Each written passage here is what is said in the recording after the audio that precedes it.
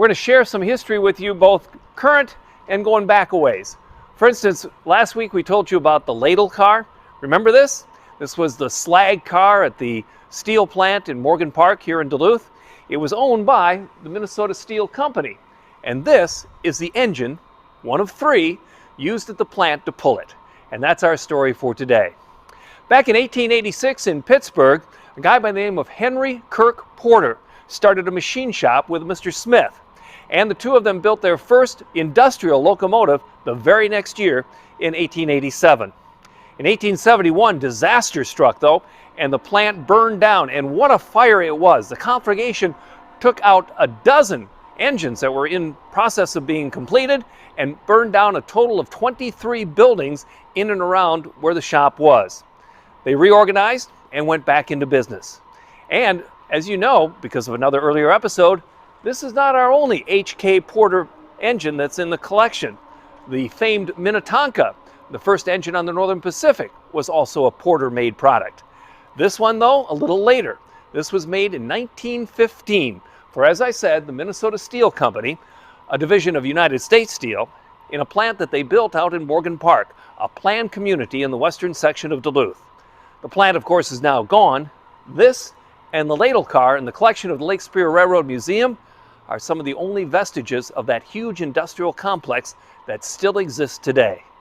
Let's take a closer look at this engine, the old number 7 spot. As you remember in our earlier episode, the plant was built in 1915 in Morgan Park. That's when this engine was built as well, the number 7 spot. They ordered 3 of these Porter locomotives to work in the industrial complex for U.S. Steel at the Minnesota Steel Works. There were 6, 7, and 8. Number 7, the 7 spot, is the one that exists out of those 3 that were purchased. Each one cost about $15,000, and they were built to work on the hot side of the mill. And here's some interesting features in this locomotive that was built specially for this U.S. Steel plant. Let me show you. Notice 2 couplers, one standard height for interchange, the other lower coupler was for the slag cars and the other cars in and around, like the coke cars and the coal cars that were moving in and out of the plant. Other features on this locomotive, specially made for this particular installation, like all Porters, they were industrials to work in very tight corners in plants with very low clearance. That's why the 040 was such a popular model. Kept those 2 driver wheels close together for tight turns in and around the plant. Also narrow and low-bodied. You'll notice that the cab, smokestack, and all the protruding elements of a normal steam locomotive are covered by the tank itself, and that's where the water was kept. There's not a lot of coal storage that you need in an industrial engine like this because there were coal piles all over the plant. So when you needed a little extra coal, it was trackside in 20 different places. So you didn't need a big tender at all.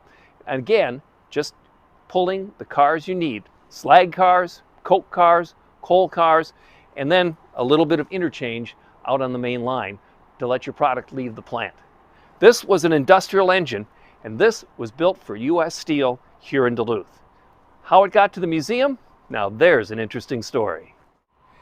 In the 1970s, they started to tear down and mothball the U.S. Steel plant in Morgan Park here in Duluth. And by 1973, the plant had gone cold.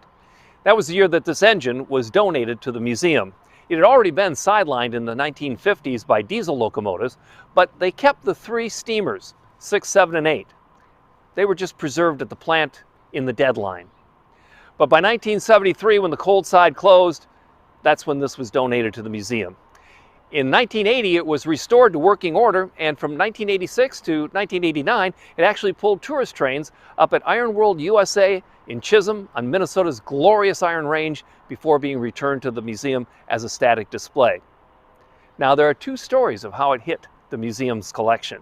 One is that Don Shank, one of the founders, got U.S. Steel to make a magnanimous donation of the engine to the museum for preservation along with the ladle car.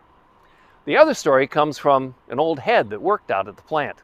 Called me one day from Florida and asked if the 7 spot here was still in the collection. And I said, yeah. He said, if I came down there, could I see it?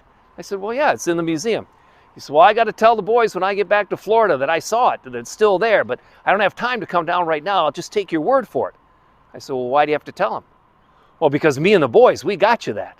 And the story he told me was coming to work one night on the train crew at the Morgan Park Works and got the word that in the next day, these 3 engines were going to go to scrap. Well, the guys just didn't think that was a good idea at all. And Don Shank had always said there'd be a railroad museum in Duluth, Minnesota, so they hid it. They cut it out of the other 3, left the 2 for interchange for the scrapyard, took this one, pushed it off the end of the rails into a small little shack out on the property somewhere, and bolted it shut because everybody knew eventually the plant would close. And Don Shank said there'd be a railroad museum, and those guys on the train crew, under the cover of darkness, saved a relic of history for the museum. And that's the other story. I find a lot of credibility in that second story because the guy was very, very, very emphatic about his description of how they saved that engine on that cold winter's night under the cover of darkness. And when you think about it, most things in a museum, whether it be the antiquities of a lost generation or a steam locomotive, were probably stolen. Tomorrow, another exciting episode. Be here for that. Share this with your friends, neighbors, relatives, and that cranky old guy at the corner. And in the meantime, wash your hands, cover your cough, do not touch your face, keep that social distance. If you're sick, stay home. Join us tomorrow. And in the meantime, let's take care of each other.